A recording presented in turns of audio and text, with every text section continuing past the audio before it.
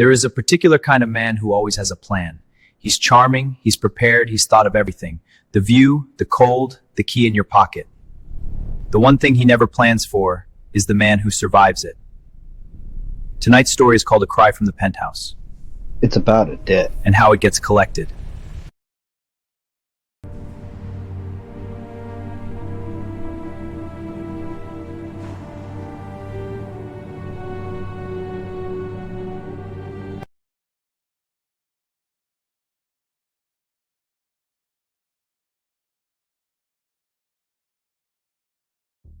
Good evening.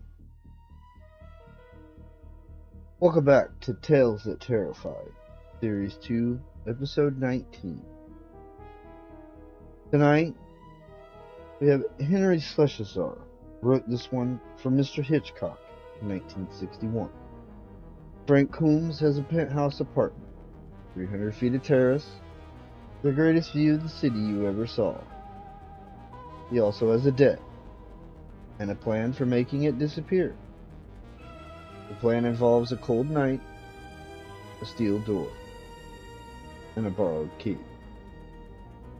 Here is A Cry from the Penthouse. That was Coombs for you. He had to pick a night like this to settle his affairs. Chet Brander tightened the muffler around his throat and dug his gloved hands into his overcoat pockets. But there was no way of barricading his body from the sub-zero cold. The city streets seemed to glaze with ice, and the taxis rumbled past the corner with clouds of frost billowing from their exhaust pipes. The wind carried knives. Chet winced at every thrust and was almost tempted to forget the whole thing. But he couldn't afford it. Tonight was payoff night, and he longed to get hands on the money that lingered so long in Frank Coombs' pocket. Then he got lucky. A cab pulled up and a red-cheeked matron got out. He almost knocked her down in his haste to occupy the back seat. He gave the hacky the address of Coombs' apartment house on the river and stepped out 10 minutes later into a night that had grown even more insufferable. He fought the Arctic river breeze all the way to the entrance and was grateful when the glass doors closed behind him. There was something eerie about the apartment house, an unearthly quiet that was a combination of over-carpeting and under occupancy. The building had been open for rentals only 2 months before, with plenty of fanfare and slick newspaper ads, but the stampede of renters had never really gotten underway. $100 a room apartments remained largely untenanted. Nevertheless, Frank Coombs had been impressed. Frank Coombs had been one of the first to sign a lease, and for nothing less than the building's penthouse. In the operatorless elevator, Chet Brander's mouth twisted in a frown as he rode past 8 unoccupied floors to reach the plush apartment that Coombs' borrowed money had bought him. At the door of the penthouse, he stabbed the bell and muttered, "Big shot." Warmth flooded out of the doorway when Coombs answered. Pleasant steam heaped the fireplace warmth, whiskey warmth, the warmth of geniality. That was Coombs for you. The perennial host, always ready to smile and clap you on the back and make you welcome, and all so smoothly that you hardly ever noticed a hand dipping into your pocket to count the contents of your wallet. "Chester," Coombs chortled. "Damn nice of you to come out on a lousy night like this. Come on in, fella." Branders went in, shedding his coat as he followed Coombs into the lavish front room. It was a room full, rich in texture, furry carpets and nubby upholsteries, satiny drapes and grainy wood paneling. Coombs had many textures himself: waxen smooth hair, silken cheeks, velvety smoking jacket, rough-cut briar. He gestured with the pipe and said, "Well, what do you think, Chet? Does this place beat the pants off that old dump of mine or not? Minute I heard about this building, I'd jump for it." Brander grunted. "Nobody's killing themselves to get in. Half the apartments are empty." "Only the top floor apartments. They're the ones that cost real dough, you know." He gathered up his visitor's outer clothing. "Let me hang this stuff up. Maybe you want that jacket off. I keep it warm in here." He put his hand on Brander and was shaken off. "I'll hold on to it," he said, looking around. "Yeah, it's quite a place, Frank. Sure you can afford it?" Coombs laughed. "Don't worry about old Frankie. When I told you I knew my investments, I knew what I was talking about.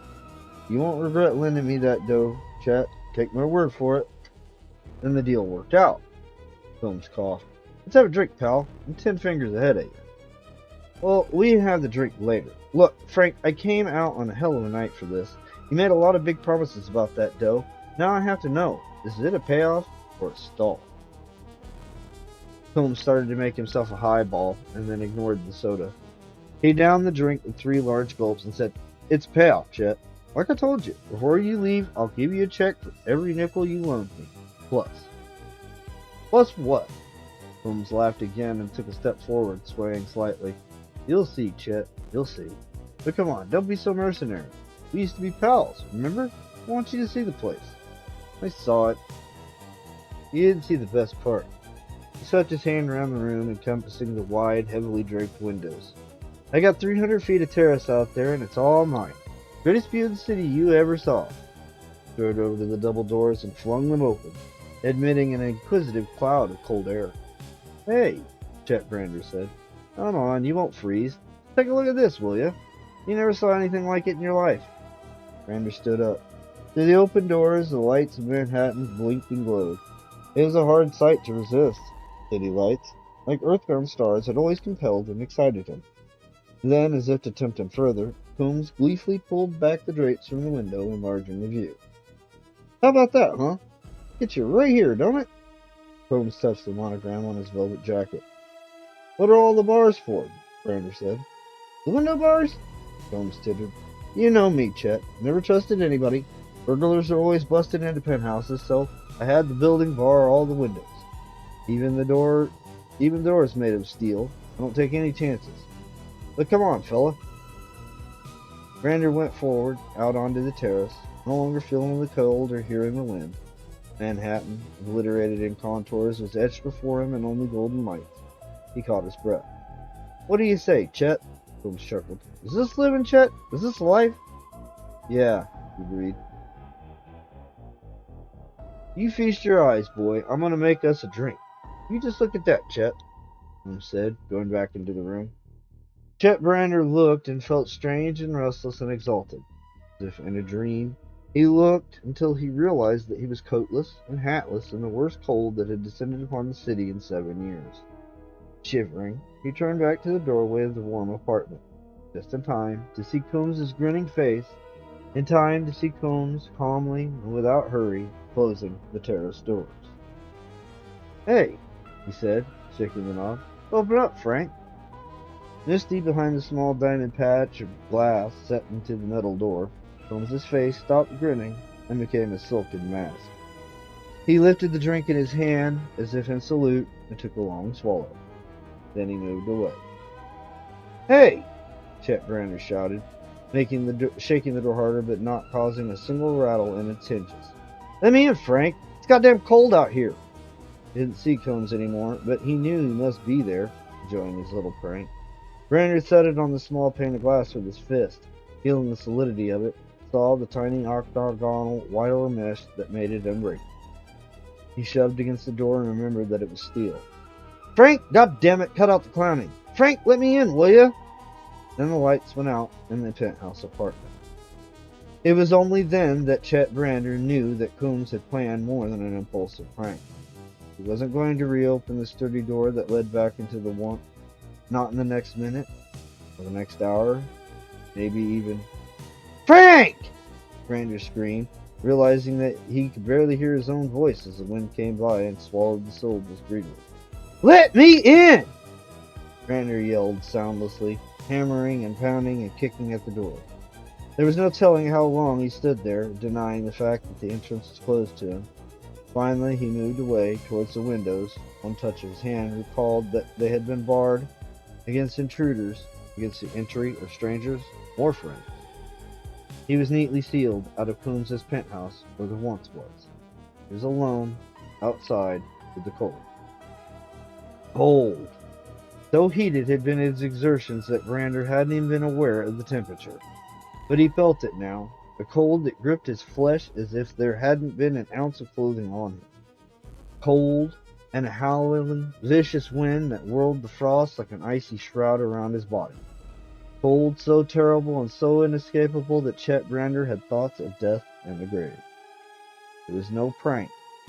He knew that now. It was no coincidence that Coombs had chosen this night for his rendezvous. It was cold that Coombs had been waiting for.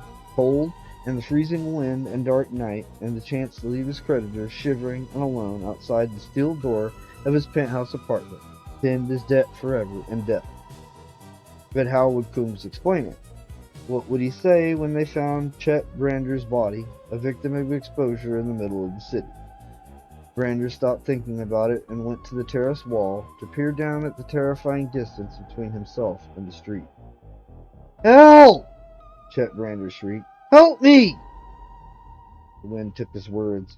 He cried out again, but the lights were dark in the untenanted floors beneath him, and no one heard.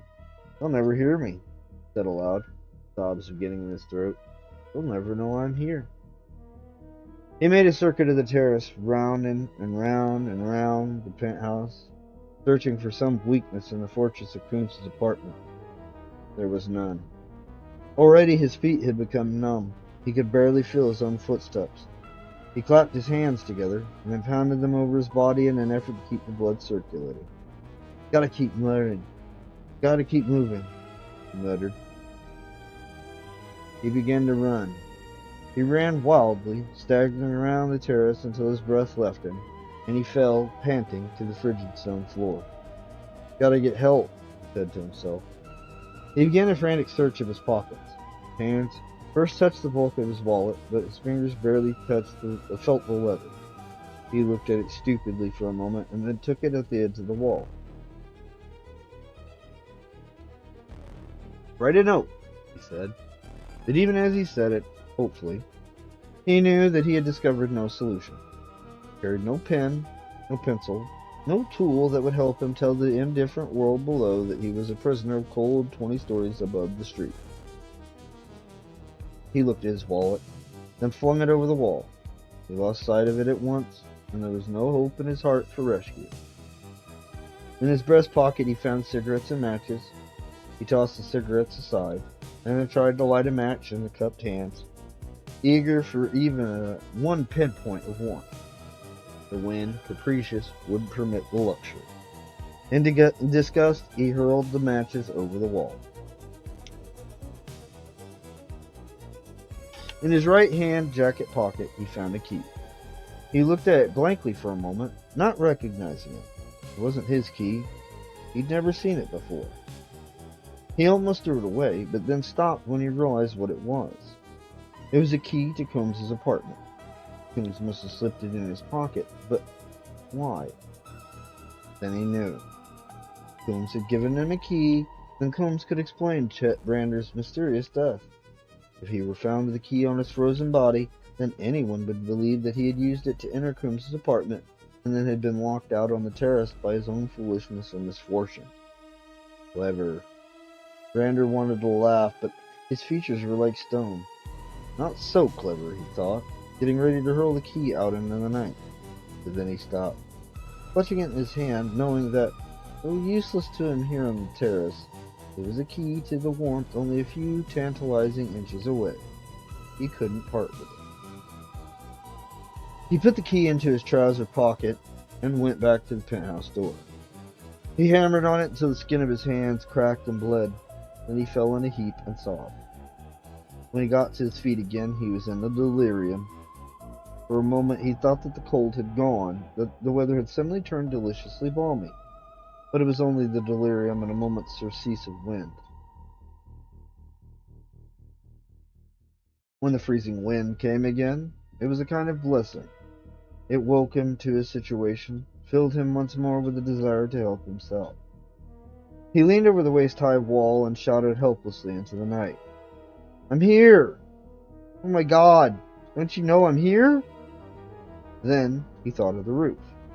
The penthouse had a roof. If he could find access to it, he might find a door leading below into the other floors of the building. He took a handkerchief from his trouser pocket and wrapped it about his painful, bleeding right hand. Then he felt his way carefully along the wall. The wire brushed his face. At first, he didn't do more than touch it lightly. Then he gripped the wire between his numb hands and yanked. The wire held. It was a thick, stout cable. If he could climb it, He tensed every muscle in his body and held on. Then he leapt off the ground and swung his feet to the penthouse wall. For a second he is frozen in the posture, unable to move, willing to give up and die rather than force his aching frozen body into action once more. Then he thought of Coombs' silken smile, and the hate gave him strength. He inched upwards, slowly, the smooth wire cutting like a razor's edge into his palms. It was an agony. He went upwards another inch, and then turned his eyes into the darkness. Saw the lights of the city, and now they seemed like the distant fires of hell. Another inch, another. He wanted to let go and enjoy the luxury of falling, the tranquility of death, but he kept on. He saw the edge of the roof. With a last gasping effort, he clambered up the wire, scraping his knees against the side of the masonry walls until the rough stone shredded cloth and skin. Then he flung himself over the side to safety. It was only some 10 feet above the terrace, but the wind and cold seemed more terrible here. Along the rim, ghostly jutting shapes surrounded him, television antennas. He blinked at them, as if they were curious spectators. He staggered about in the darkness until he found the roof door. His hand touched the doorknob, and he cried out in relief. Then the cry became a moan. The door was locked. He screamed and raged at it in fury, but not for long. He put his hand in his trouser pocket and felt the key to the penthouse. "You win, Frank," he tried to say aloud, but his lips wouldn't move to form the word. He moved back towards the edge, knowing no sensation in his limbs. He leaned against the tall antenna limply. "Say, don't fall asleep," he thought, chuckling in his throat. He began to slip to the roof floor and held on to the trailing wire for support. A wire! The flat, broad fight wire lay in his numbed hand, and he remembered what this wire could do. He tugged at it. He tugged harder. He tugged frantically, desperately, insanely. He fought another broad, flat wires depending from the antennas of the roof, and tugged at them. One of them came loose in his hand, but he wasn't satisfied. He went to them all, tugging and yanking until he felt sure that the effects of his work had been seen or noticed somewhere below, that he had ripped or torn the metal ribbons from the bright, glowing instruments of the warm, unaware people in the fancy apartment house by the river. He began to laugh through unmoving lips as he went about his destructive labors. And then, when he was too exhausted to go on, he fell to his hands and knees and tried to remember how prayer worked. Minutes later, a light exploded on the rooftop. "Hey, will you look at this?" he heard a voice say. "This be some kind of nut. I thought my picture was acting funny, but I thought it was just the wind. I haven't been getting any picture right in the middle of the show." Hands touched him. Warm hands. "Hey, this guy's in bad shape. Wouldn't be surprised if he froze to death out here. Better get him inside." "Thanks," Pet Brander tried to say, but it was only an unspoken thought. When he felt the first touch of the warmth on the other side of the roof's door, he let himself enjoy the luxury of unconsciousness. He was on a sofa. His mouth held a bitter, molten taste, and there was a furnace roaring in his stomach. His hands and feet were burning, and he began to squirm to avoid the tongues of the flames. He opened his hands and saw the broad, fleshy face of an anxious, elderly man. "You okay, son? What the hell are you doing out there, anyway?" Couldn't answer. "That's all right. Don't try to talk. I'm Mr. Collier from apartment 12D.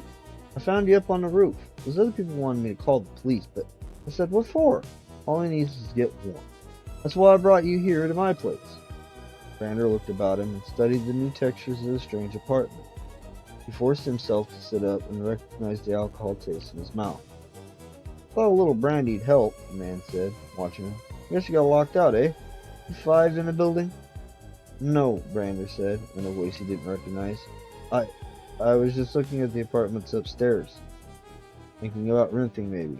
And I remembered hearing something about a sun deck on the roof, and I went to have a look." "Hell of a night for sightseeing," the man grunted.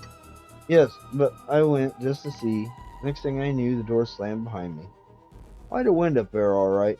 We all thought it was the wind that knocked the antennas out, till we found you." He chuckled. "A lot of people in the building sore at you, son. especially since I can't get a repairman till late tomorrow morning. I'm sorry. Never mind that. You did the smart thing. Hey, where you going? Brander was on his feet, tightening the knot in his tie, moving unsteadily towards the doorway. You can't go out like that, mister. It's okay. I'll get a cab. Gotta be going. Let me lend you something. Coat or something. No, I'll be alright, Brander said, turning the doorknob. Maybe you ought to see a doctor? I will, Brander said, and went out into a quiet, over-carpeted hallway. He pressed the button that would bring the automatic elevator to the 12th floor, and then dug into his trouser pocket. It was still there, icy to his touch, the key to Coombs' apartment. When the elevator arrived, he stepped inside the car and punched P. He didn't turn on the lights as he entered. He went to the closet and found his overcoat, his hat, and his muffler. He put them on, but felt no warmer. Then he went to the double doors of the terrace, unlatched them, and opened them a scant 2 inches. He returned to Coombs' sofa and sat down in the dark to wait.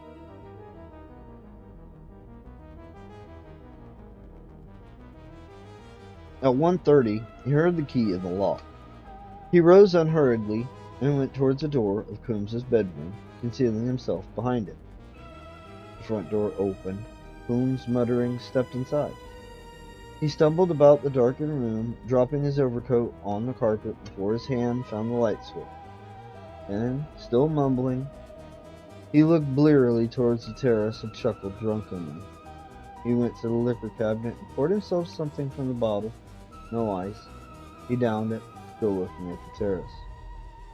Chet watched the glass come down slowly and heard Coombs say thickly, "What the hell?" Coombs went to the doors. When he found them unlatched, he opened them wide and stepped out onto the terrace. "Brander!" he heard him shout, the chorus of the wind. But Brander wasn't there. Brander was racing across the carpet of the penthouse living room, racing to reach the terrace doors before Coombs could return. He won the contest easily, slamming the steel portal shut even before Coombs was close enough to see his triumphant face. But he waited behind the wire mesh diamond pane of glass, waiting for Coombs to get near enough to know, to understand. "Brander!" he heard Coombs cry, his voice muffled and thin. "For God's sakes, Brander, let me in!" Chet smiled and moved away. "Don't try messing with the antennas," he said, although he knew Coombs could not hear him. "Nobody's watching TV tonight." "Chet! Chet! For the love of God, Chet!" Outside in the hallway, he could no longer hear the faintest sound of Coombs' plea. He took the elevator to the ground floor and nodded pleasantly at the doorman, who was looking skyward with a frown. "Bad night?" Chet said conversationally. "Ain't getting worse," the doorman answered, holding out a broad, flat palm. "See what's coming now?" "What?" Chet asked, looking at the sky. "No," the doorman said. Chet corrected him. "Sleep."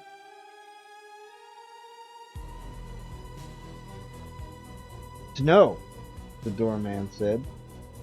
"Sleep," Brander corrected him. "That's Henry Slesar's ending. That's Mr. Hitchcock's gift to you tonight. Not justice exactly, not the law, just a man walking out of a building on a cold night, having settled his affairs. The same thing Coombs set out to do. The difference is, Brander used the front door. Well, folks, that's Tales That Terrify. Like, comment, subscribe. This has been Felix Lebeski. I'll see you next time. Good night.